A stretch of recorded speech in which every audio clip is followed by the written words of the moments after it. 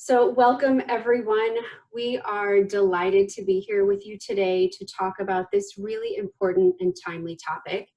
And as we know, many lives are significantly disrupted with millions of students now at home, thousands of educators teaching from home, and entire families and communities on lockdown. But in order to support others, we must support ourselves first.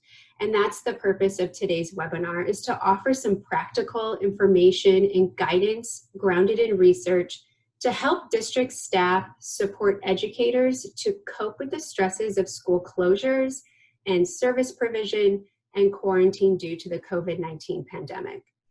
Now, as we move through the strategies today, many of them will focus on your own self-care as leaders. But what we're doing here is modeling for you strategies and activities that you can implement with your staff and even your students to promote self-care for the entire school community, both now and when you return to campus. So our strategies today will address healthy mindsets and behaviors, identity, connectedness, and belonging, and healthy boundaries and interactions. Okay, so before we explore the self-care strategies today, we want to start with a prompt. So if you haven't already, please go ahead and send a text to the number 22333 with the code Laura Buckner 704. It's right there on the screen, and wait for your confirmation message. Once you receive that, then I want you to answer this prompt in 1 to 2 words. Now you can send multiple responses, but send them in separate messages. So here we go. And if you don't have text capabilities, no worries, just type it into the chat box. So I want you to get still for a moment. And if you're comfortable, you might want to close your eyes or shift your gaze to the ground. And then ask yourself, how am I feeling? What physical sensations, thoughts, or feelings do you have right now in this moment? Scan your body, scan your mind, and let us know.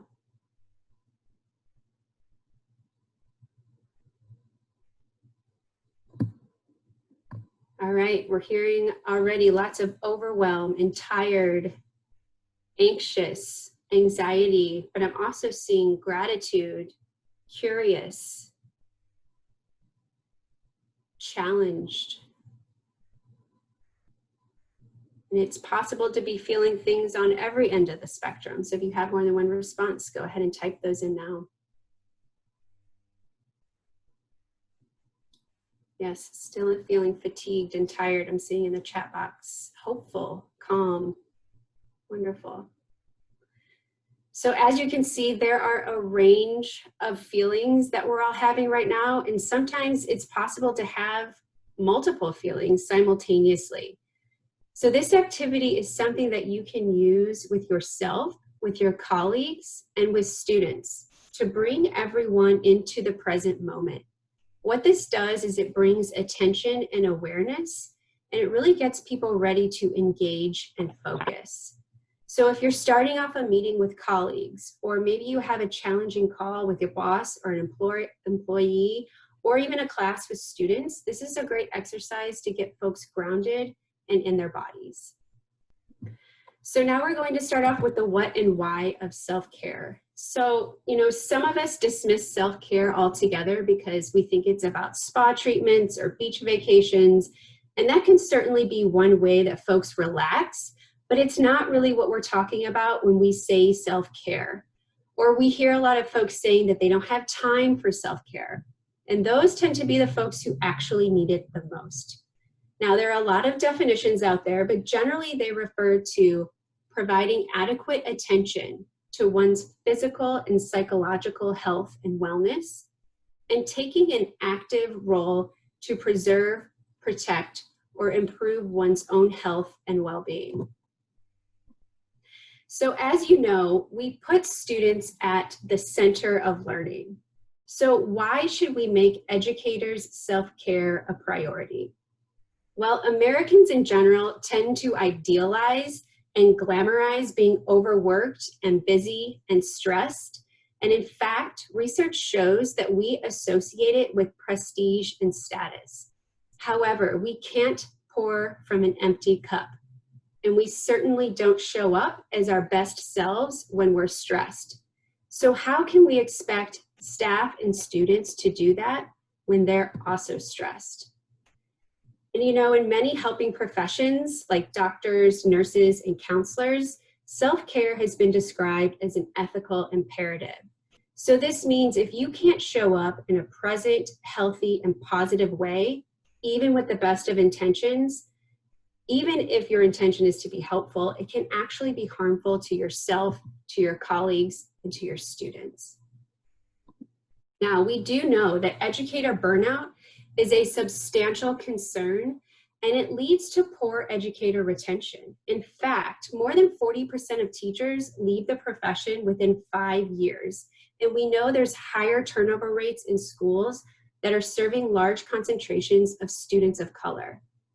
There's also recent research that has shown that school leaders have such difficulty with their own self-care that they have stress-related health concerns that exceed that of firefighters and law enforcement.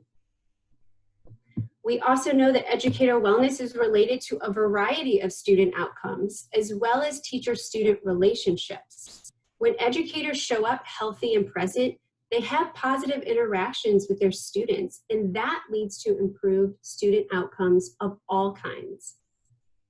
You know, we have a real danger in pathologizing students and families and communities under distress. But positive teacher-student relationships can promote empathy, and that can have a profound effect on the ways that we show up as educators, the expectations that we have of our students, and the positive impact it can have on those student outcomes.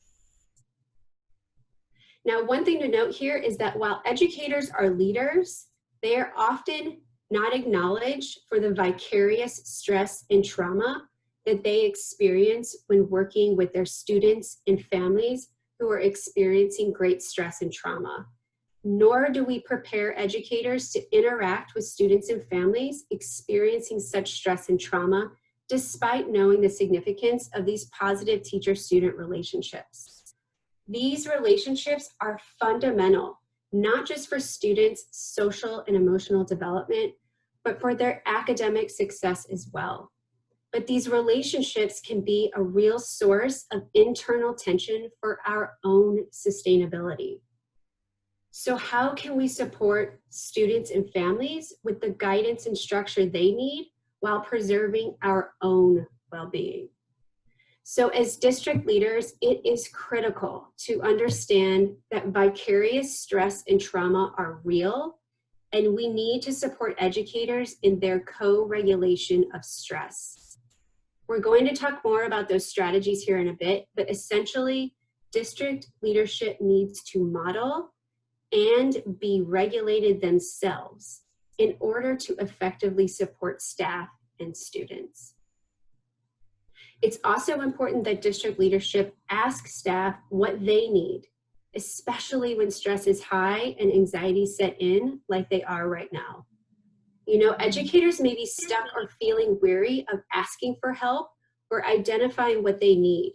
So it's important for us to keep those communication lines open and to create psychologically safe spaces to have those tough conversations and really to be open and non-defensive to what staff have to say. So the last thing I'll say here is that obviously this pandemic has caused all sorts of shifts and changes in the ways that we go about our day, which has exacerbated stressors. But all of this change means loss. Students and staff are grappling with loss of all sorts, not just potentially the loss of loved ones from the virus, but the loss of connections, routines, stability, and for many, a sense of safety. So now more than ever, our self-care is a priority. So what do we do to promote self-care, both in ourselves and for our colleagues? Today, we're going to start with mindset shifts. So first thing is first, we must create a new normal. So you're probably already feeling like this is starting to happen, but school will reopen again. And according to public health experts, it's likely to close again. So as we go through the strategies today, be thinking about this new normal. What things do we not want to go back to? This is an opportunity to rethink the way we educate and the way we work. There are a lot of things that weren't working before, so do you really want to go back to the old normal? It was normalized, but maybe it's not the norm we want moving forward. So really be looking for opportunities here. First is be realistic and gentle with yourself and with your colleagues, and just set a new baseline. You know, most educators have not been prepared to use virtual tools, nor were they prepared to shift their existing curricula into a distance learning format. So while you will want to create effective and meaningful lessons and activities, you can't do it all at once or do it immediately. So really allow yourselves and your staff the time and the space to figure out this new normal. Give yourselves and your staff the permission for trial and lots of error. Iterate, but be patient and prioritize, and then let some things go for yourselves and for your colleagues. And then reduce the workload for yourself, for your students, for your colleagues. Everyone is undergoing a lot of stress and change, and our physical and mental capacity to handle the load is diminished. So allow yourself to reduce the load and don't stress about it. For school staff, consider implementing the same lessons as normal, but in smaller amounts. And your school or your district likely has some existing protocols around this, but consider less reading load, less response load.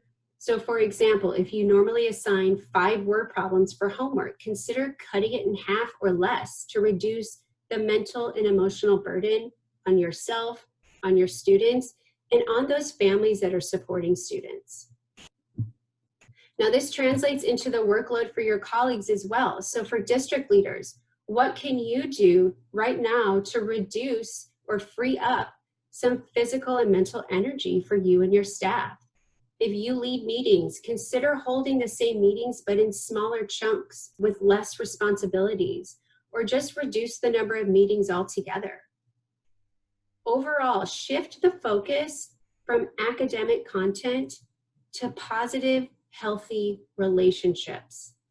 As you reduce some of the workload, prioritize positive interactions to connect with colleagues, with students, and with families on a personal level rather than a work or an academic level.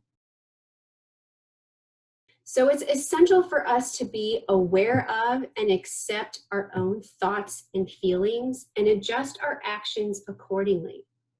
It's also important for us to feel our feelings. We don't want to ignore them or deny them or repress them, but we must not become them.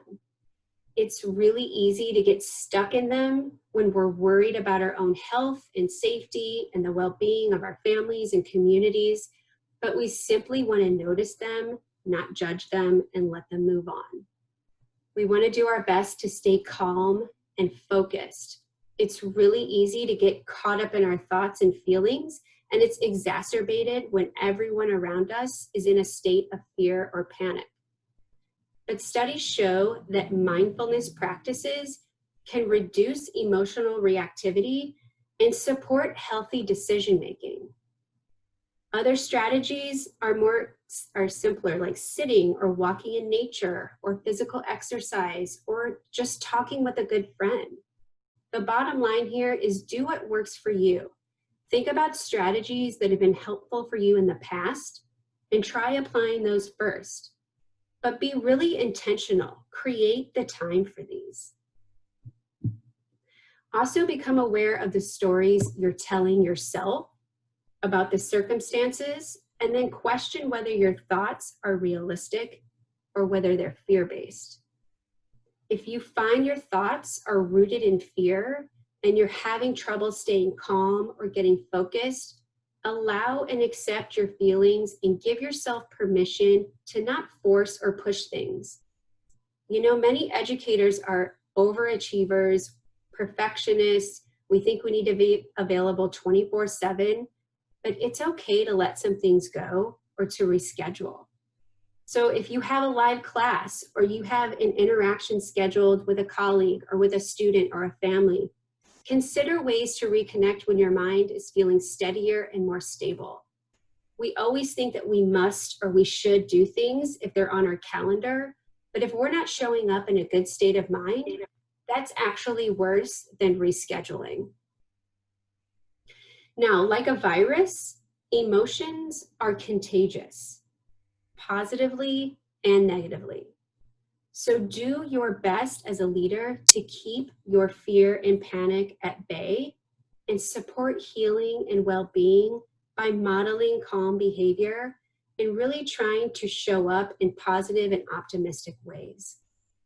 For example, when you find yourself feeling overwhelmed and about to react, just pause, take a breath, notice the thoughts in your mind, the sensations that are going through your body, and give yourself a moment or even more to relax your mind and body before you respond or before you make a decision. And Kayleen's going to talk a little bit more about some of those strategies, specifically as they pertain to these stress responses. Thank you, Christina. As we're reflecting on our current state and we are becoming more aware of what worked for us in the past and where we're presently at, it is so important to understand what our own individual stress responses are. In some situations, it may look different depending on the type or intimacy of the relationship. Our responses may change. Considering the size or recurrence of the problem, we might find that we ebb and flow through different responses. The most commonly reported stress types include fight, flight, and immobilization or freeze. I will highlight a few activities in each state that have been identified to help us get back into sync with ourselves and to be regulated.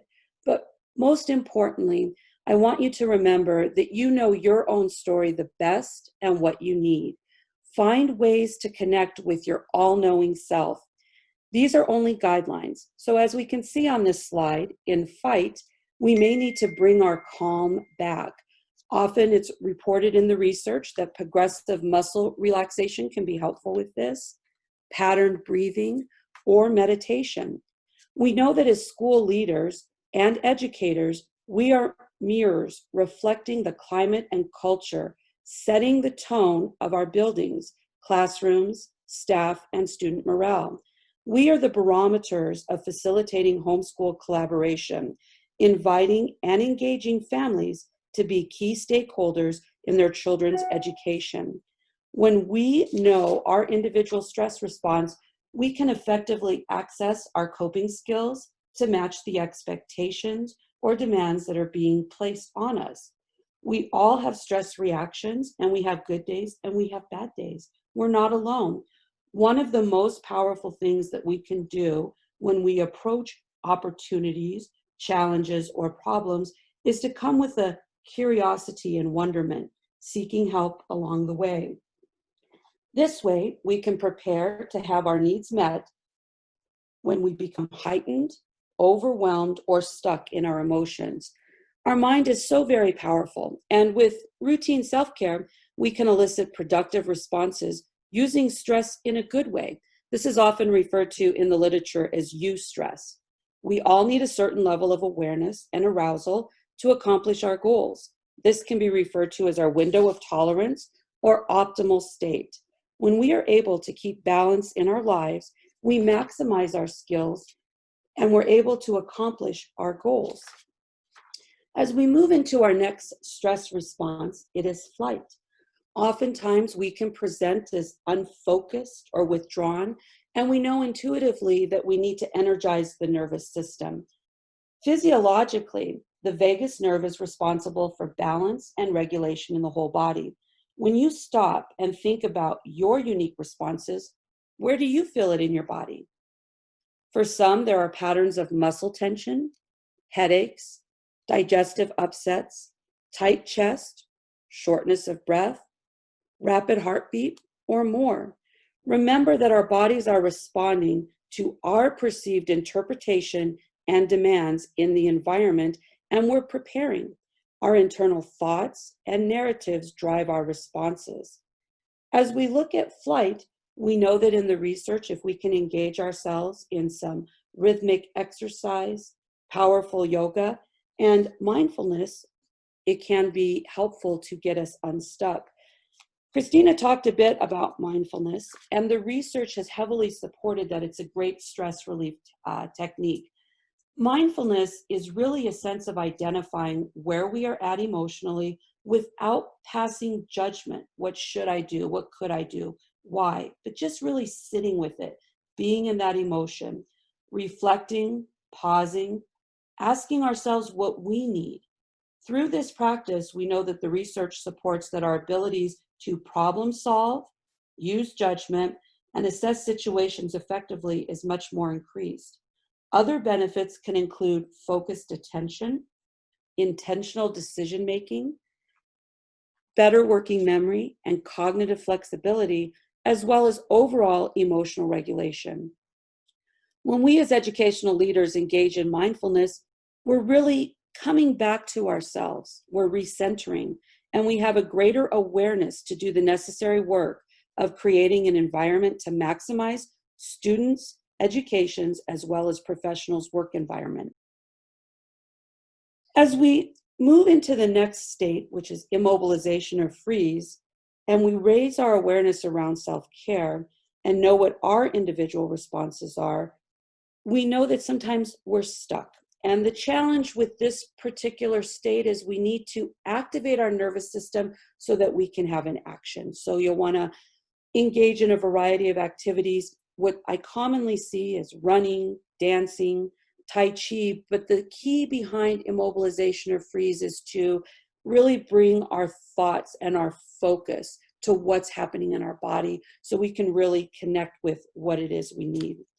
What is our individual stress responses? Really, truly, I see this as being limited only by our own creativity. Remember, these are guidelines, but we all have unique and individual stories and narratives that get us to where we are and have us fall into our stress response patterns. At this point, I'd really encourage us as an audience to think about a time and imagine what you look like in your different states. Maybe there was a situation that was salient to you or a problem that you were working out. Where was your window of tolerance? What was your optimal ability to handle it? What skills or resources did you have to address it? Are there people that you could ask for help? And most importantly, what do you need to have your needs met? I think the biggest piece, the takeaway in this section, is that self-care includes routine, positive practices, and mindful attention to one's physical, emotional, relational, and spiritual selves within the context of our personal and professional lives. So another way that we can shift our mindset and behaviors is through taking a solution-focused approach. So rather than admire problems or get into analysis paralysis, start searching for solutions. So this involves either having conversations with other people or even just kind of contemplating or having an individual consideration of some alternative solutions. Challenge those previously held beliefs that you've had and consider some perspectives outside of yourself or your immediate group, because we all know that we can get stuck in an echo chamber and it's often pessimistic, which is what we're talking about next. So shifting the negative to the positive, or from pessimism to optimism. It's normal for us to think that we can't before we can, but don't get stuck here. Immediately challenge that notion and redirect your focus forward versus backward. Take perspective and be patient with yourself, because you will figure this out. And overall, focus on what you do like and what you do want, rather than all the things that you don't like and you don't want. These simple shifts can have a profound impact on your well-being and really create shifts in the ways that others respond to you as well. Now, one of the ways that we can do this is through practicing what we call reframing. So identify the positive aspects from the negative. So for example, you might take a sheet of paper and create 2 columns, negative on the left, positive on the right, and list all the negative aspects of your circumstances first, and then go back for each one and reframe it to something positive. Some people call this the silver lining, some people call this the blessing in disguise. So an example is you might have social distancing on the left as a negative, and then physical distancing on the right as a positive, because we're keeping ourselves and others healthy and safe. Or you might have isolation and loneliness on the left as a negative, and have solidarity and solitude on the right as a positive, because we're unifying around a cause, and this creates opportunities for alone time, for quiet time to think, to relax, or to recover. Or you might have remote work plus homeschooling on the left as a negative, because you have too many people in the house and you have too much to do all at the same time. And then you might have connected and involved on the right as a positive, because life is usually so busy, I don't have time to connect with my family and friends as often as I would like, and I'm not usually as involved in my child's education as I would like. So those are just a few examples. And this is really related to the next one here, which is looking for opportunities in the challenges. Try to search for meaning in the lessons that are coming from the challenges and uncertainties. There are actually opportunities hidden in there if we just go looking for them. So again, what you do want is this new normal. What do you want it to look like? What do you want to leave behind in the past and let go of? And what opportunity do you have during this challenging time to make something better?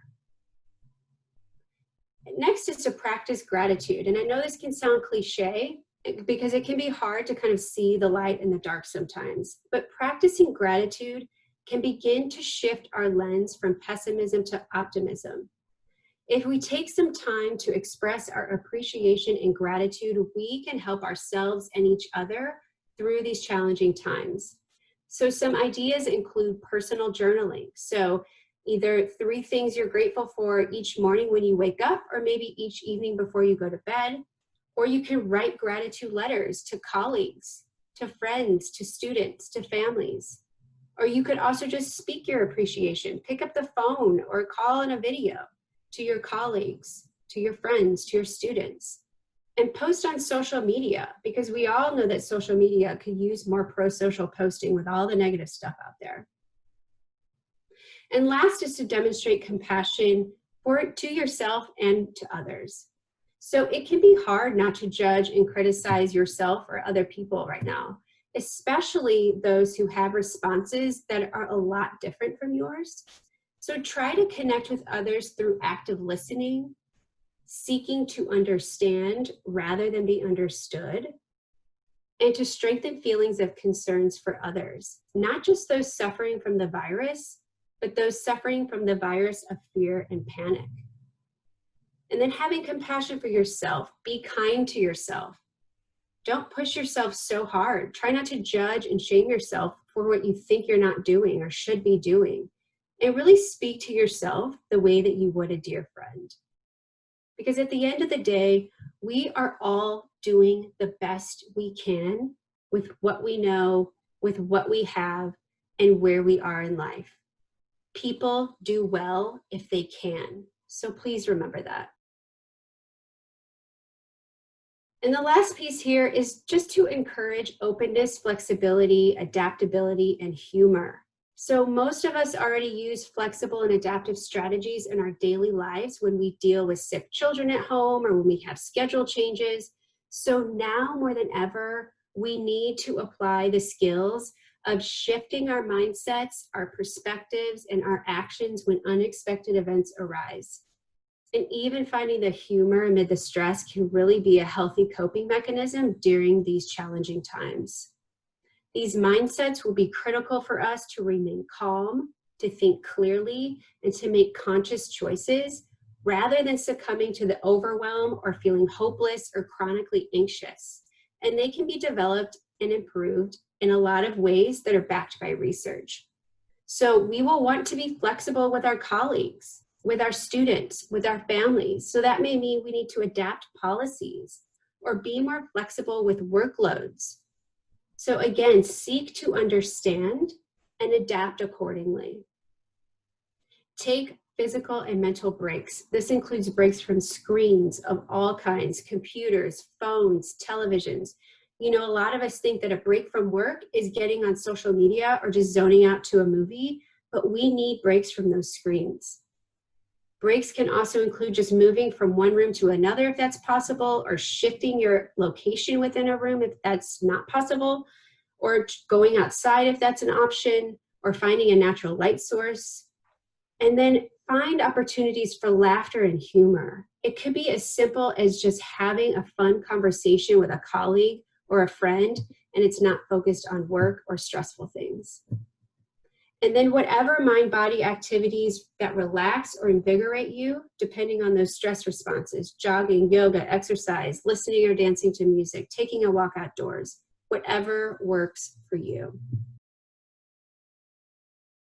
So this slide is really just a summary of the content in the previous section and can be used as a quick reference later on with the handout that we'll be sending you. And I'm going to turn it back over to Kayleen. We're going to do some reflecting and discussing because that was a lot of content for this first section. It was. As we're thinking about those mindsets and strategies, you can see we have 2 questions here on the slide. If you could take a moment to journal on your own, or if you feel comfortable, chat in the chat box, some of these things. What helped you manage these unexpected events, and in what ways can we really apply these to the new normal? You know, as I reflect on my own practice and what's out there in the system, for me, I'll share that really letting go of the unknown has been so helpful. Being comfortable and willing to take risks, using humor and laughing often, even at myself, and being vulnerable, having compassion, honoring where I'm at, and having the grace to ask for help. Think about what we can control and what we can't. We're really looking to share perspectives here. I see there's a few of us on this event, and we're not alone. We're all connected. I see many things coming in the chat box. You know, as we are connecting, thank you so much for your responses. Humans are social creatures, and educators most certainly are. We're working from home, especially in lockdown. Social isolation or a quarantine situation can be so incredibly isolating. Further, many educators' identities were tied up in helping and serving others. So disconnection from others can feel like a loss of meaning or purpose. The following are some ideas that we have for maintaining a sense of purpose and belonging. First, we suggest being intentional about connecting with colleagues to provide social and emotional context to the remote work that we're now doing. Facilitating learning in these times is particularly difficult. Thus, you need virtual connection with friends and colleagues who understand your circumstances more now than ever. Initiating connections with students and families is equally important, and encouraging your colleagues to do the same. If you or your colleagues don't have virtual access to each other or to students, you can write letters and mail them. You can make phone calls or schedule walk-bys or drive-throughs.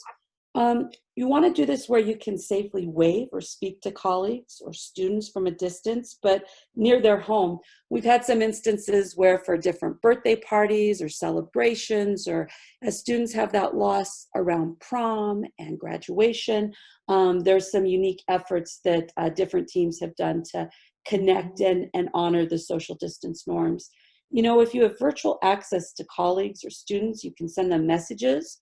You can create online hubs for connecting, or offer community hours where they can come and check in and chat with you about non-work or non-academic things. So there's a lot going on. I don't know, as we're getting ready to kind of move back in, we wanted to do another word cloud because we think it's a great visual to bring all of us together in this large format to see where we're at. And one of the questions we'd like you to think about is, how are you feeling with communication since COVID-19? what have been some of the barriers around communication, and what have been some of the successes. So if you can go ahead and use the text Laura Buckner 704 to 22333, the same one we did before. Text 1 or 2 word responses. You see quite a bit coming up. Much varied, lagging skills, miscommunication, yes, political. Thank you for your input. You know, communication is so interesting because there's so many different layers. We have our district layer, our leadership layer, interacting with our colleagues, parents, and students. There's so many different perspectives for us to consider.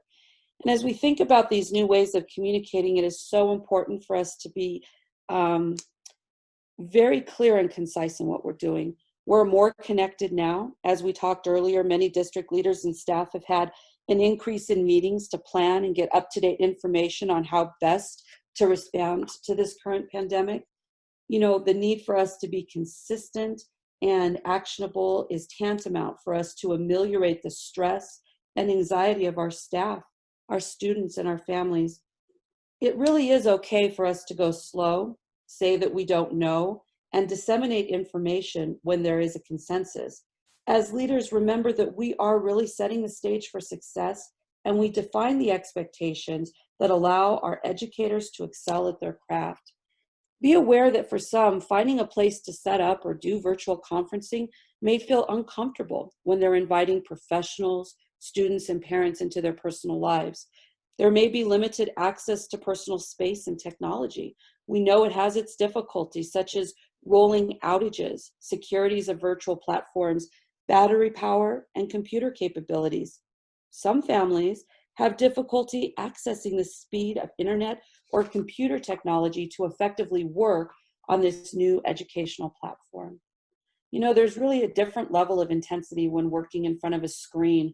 I, for one, can relate to eye fatigue and muscle tension, thinking about our ergonomics and where we're setting up. We've heard from around many different areas that these are prevalent amongst our professionals. Being aware of the need to create breaks for ourselves is so important, and meeting our individual needs. As leaders, we have a very special role. We should take time to ask ourselves and our staff what they need, and we can be creative in finding the ways to meet these. For example, I've heard of some districts actually providing a dedicated paid time for staff to engage in some of the mindfulness activities and or different stress coping skills that we've discussed today. In this next section, we're going to go ahead and address some ideas around common concerns that have been expressed. And just like we said before, this is a slide that's a summary of content, and it can be used as a quick reference later along with the handout that we'll be sending out to you. As we get ready to go into our next section on healthy boundaries and interaction, we would like to hear from you. Type into the chat box or journal on your own. How do you create a sense of belonging and connection before social distancing when you could meet in person? And now, how might we adapt these strategies to work remotely? And Christina will carry us into our next section. All right, I'm just waiting to see what some of the conversation points are coming up. We had a lot of stuff around too much Zoom happening, too much technologies, and also not being able to connect the way they would like because obviously a lot of our students and families don't have virtual access to things. So lots of things that we're grappling with right now, which is why it's more important for us to really take care of ourselves so we can get creative in the ways that we can figure out how we can keep those connections going with our students and families and with our colleagues too. Okay, so for healthy boundaries and interactions, this means knowing what your limits are and clearly communicating what you will allow and what you will not, as well as what you need. I've been seeing all kinds of stuff coming up in the chat box around too much work, never having any time off work. So we're going to talk about some of those boundaries here today. I mean, let's face it, Educators are helpers, and it's often hard for us to say no. However, having blurred boundaries isn't helpful for anyone, and in fact, it's harmful for both parties. So establishing clear and healthy boundaries can really support health and wellness for everyone. And some people need more connection and interaction right now, physically, socially, and mentally, while others need more quiet time and solitude. So it's important to understand what you need and then to be able to clearly communicate that to others. So one thing we might not realize, especially if we're more extroverted or we're used to being in large, crowded families or community settings, is that we are often so overstimulated as human beings.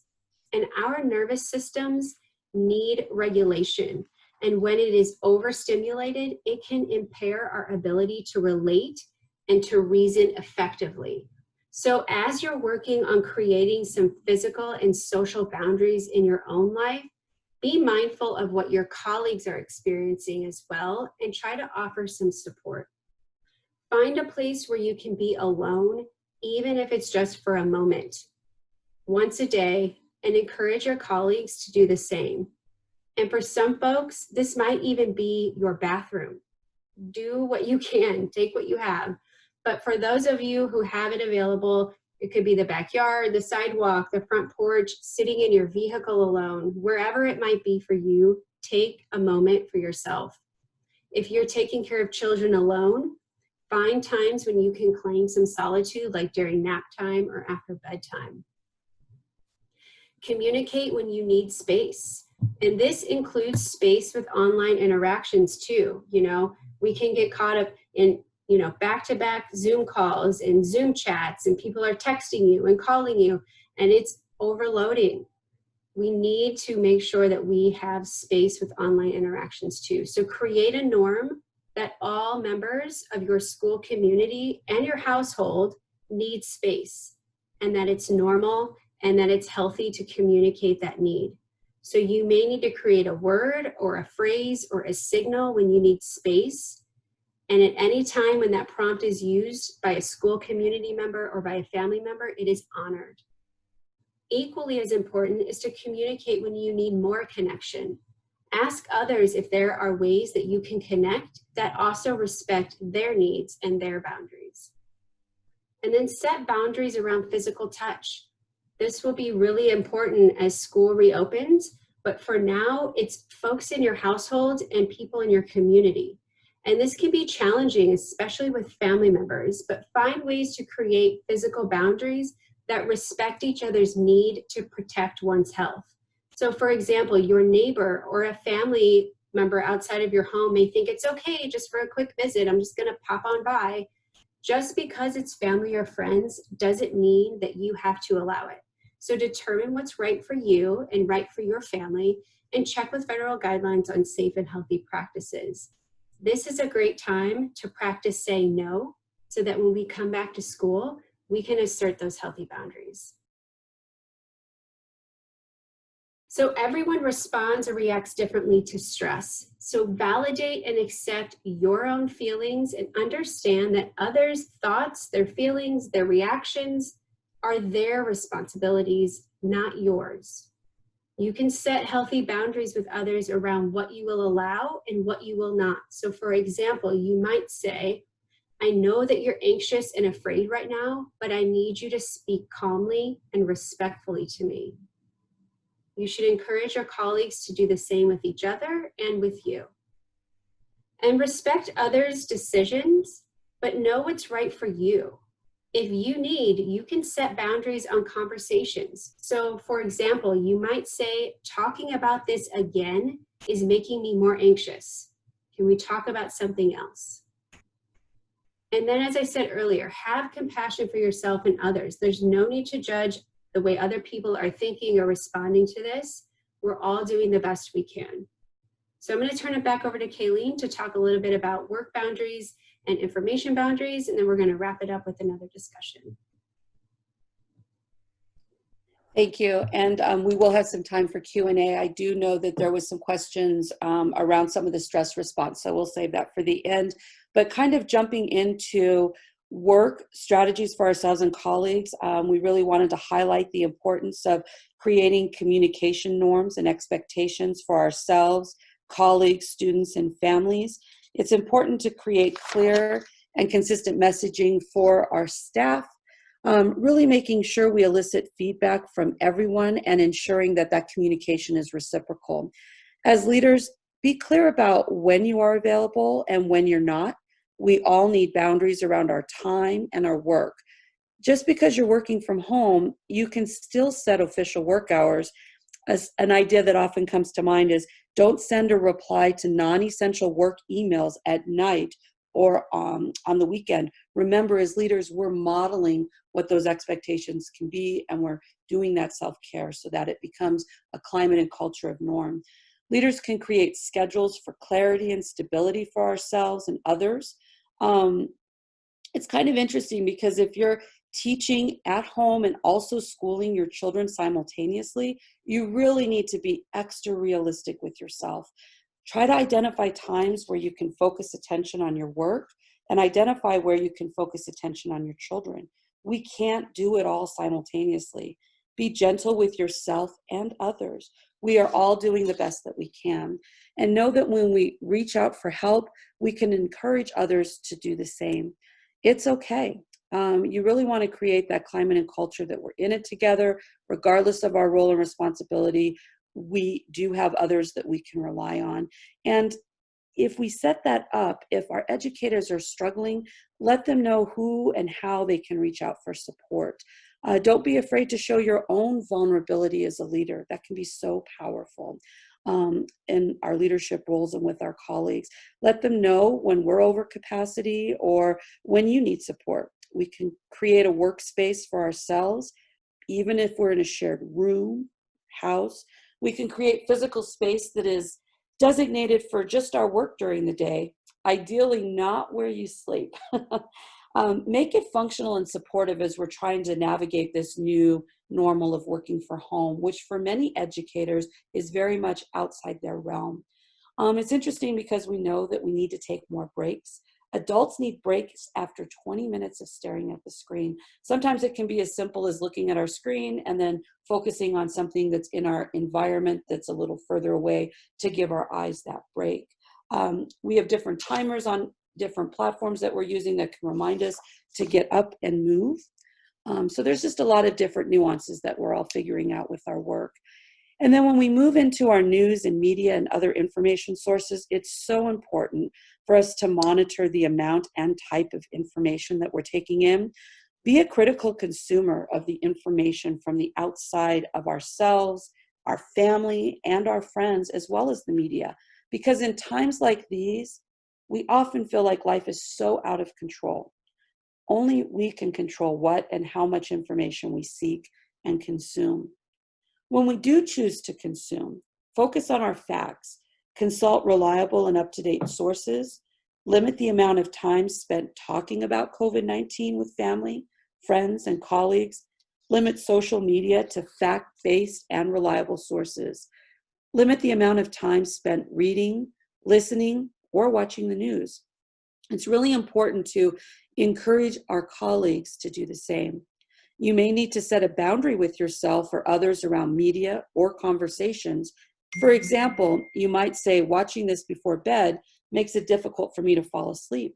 Can we watch something else?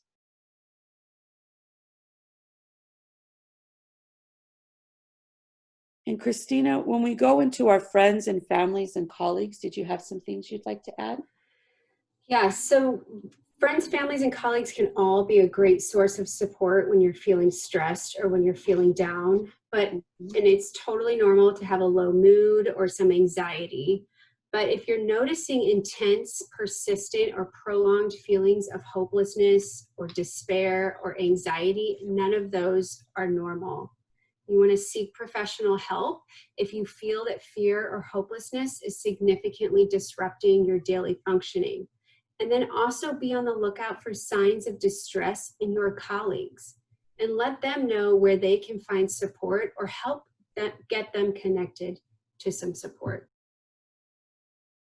Now, you may be feeling helpless in how to support your colleagues or even your students or your families or maybe even yourself, but you are not alone. There are helpers everywhere. You can engage wraparound services through your school or district to creatively support staff and students and families. And many mental health providers are offering remote sessions by phone or video if needed. And then there are community helpers everywhere, including police officers, firefighters, SROs, healthcare providers. So connect with help wherever you can. So as just with the last two sections, this slide is a summary of the content. You can use it as a quick reference later, along with the handout that we'll be sending you. Thank you so much for giving to us and all of the work that you do to serve our students, our families, our communities, and just really being there. We know how hard you work and how hard you're going to continue to work, and we just thank you from the bottom of our hearts. Yes, thank you so much. It's all of us together that are going to make such a difference in navigating our new world right now. So thank you.